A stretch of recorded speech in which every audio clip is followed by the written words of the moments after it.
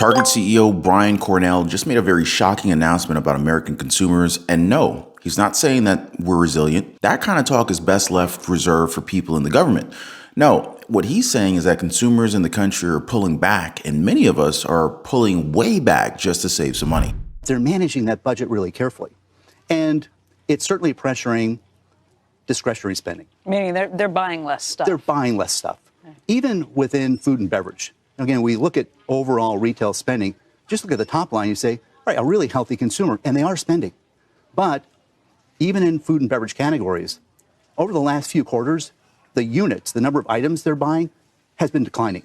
So they're even tightening up their spending in those categories. But in discretionary goods, we've seen 7 consecutive quarters of both dollars and units declining. So you're buying less apparel, less items for your home, fewer toys. You're seeing some of the pressure in those categories. Now, those cycles are going to change, and you've been reporting about categories like toys. Seeing pretty significant declines. And I mean, you guys are confirming this. I saw this one comment that says exactly what Cornell's saying. So this one comes from Mark Warner T 837, and according to Mark, Americans are falling behind daily. He, along with many other households, can barely afford their food and sometimes have to go without it. Now, the worst part is that they're holding on to multiple jobs. In their own words, they're saying that they're drowning. But no, the government will continue to lie to us about the numbers that they're seeing. And, we're all expected to just accept it. Tell you what, do any of you guys relate with our friend here? Comment a quick yes or no on that one in the comments. And while you guys are doing that, don't forget to smash the like button for the video and subscribe to the channel. Turn on all notifications so you don't miss out on the truth that I deliver 24/7. Appreciate the support, you guys. And getting back to your comments, I really do appreciate the bluntness of it all. You know what I'm saying? Because it's healthy to be honest and to be truthful, because if you just keep telling the truth, then you have nothing to hide, right? Which brings me to another painful truth. More workers in our country are losing their jobs every single day. Look at Panera. They just laid off more than 300 of their corporate employees ahead of IPO, which is like 17% of their corporate workers. Now, the reasoning is the same with other companies that are planning to stay alive during this downturn, saying that it's for the future. They want to improve their services. I mean, all of the usual things that they say whenever they let go a lot of people. But again, the job numbers still look good, right? Something that a sharp member of this community refuted by saying that the only reason why employment looks decent on paper is because, just like a lot of folks here in the community, many Americans are forced to take on a second job. Now, I worked 2 jobs for 2 years, so I totally know all about that. But that was by choice. It actually wasn't actually required. I was trying to get ahead. But today, now is just to keep your head above water. And just like Target and countless other companies here at home, others are seeing the effects of this crumbling economy. I mean, there was a lot of people who were thrilled, when they heard the announcement that the pandemic was over, right? It led to travel just kind of booming like nobody's business. But like all good things, they have to come to an end, which is why Airbnb missed their 4th quarter outlook. And that is because less and less people are traveling. And this is yet another problem for companies just like these that rely on consumers just kind of going out and traveling, from one place to another. I guess you could kind of say that, maybe staying in one of these luxury Airbnbs is becoming more of a luxury nowadays. In fact, a luxury that not many Americans can afford, especially with a majority of our country living paycheck to paycheck. Right now, many Americans are living paycheck to paycheck, and it's not just low-income earners that are having a tough time. In fact,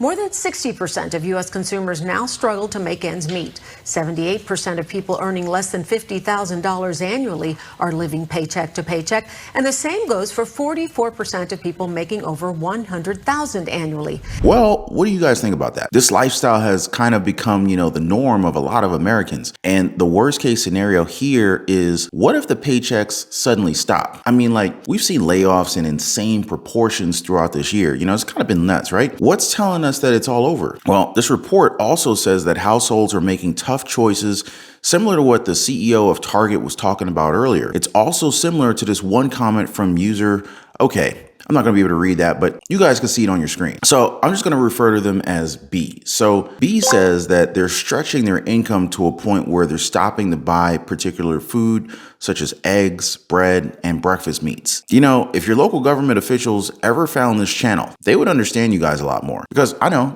I just think that there's a gap somewhere. There's a disconnect of some sort where many of us are actually seeing something that's so incredibly different from what they're seeing. You get what I'm trying to say here, right? If the economy is in such good shape. If things are actually so darn good out there, then why are Americans in such a bad mood? Have you ever noticed that? You ever feel the vibe in the air? That look of annoyed and defeat in their faces? I know I've seen a few in my time, but not like these days. These days it's like everywhere now. But the worst part is, and yes, there is a worse part. We should expect even more pain, especially for folks who didn't prepare as much as they should have. You see, the expectation is that the Fed will continue to hike interest rates. Higher for longer? You guys have heard that phrase, right? And well, if they want to get to that elusive 2%, then that's all they're going to be able to do, really. In fact, Vanguard CIO Greg Davis, he says that the Federal Reserve could raise interest rates not once more, but twice. And Jamie Dimon, you guys have heard of him, right? JP Morgan Chase CEO? Yeah, that guy. Well, he shares the exact same sentiment and said that the Fed is not done with raising rates. He even suggests that the next one might be 75 basis points due to stickier inflation. I think they're kind of right to pause here a little bit and see what happens.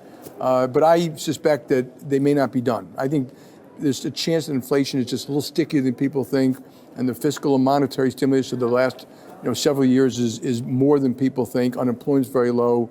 We'll see. They have a long way to go on inflation. I think Chairman Powell, Jerome Powell, made that very clear. How much higher do you think they have to go on rates? So you have to separate rates into the short end, and it's called the 10-year.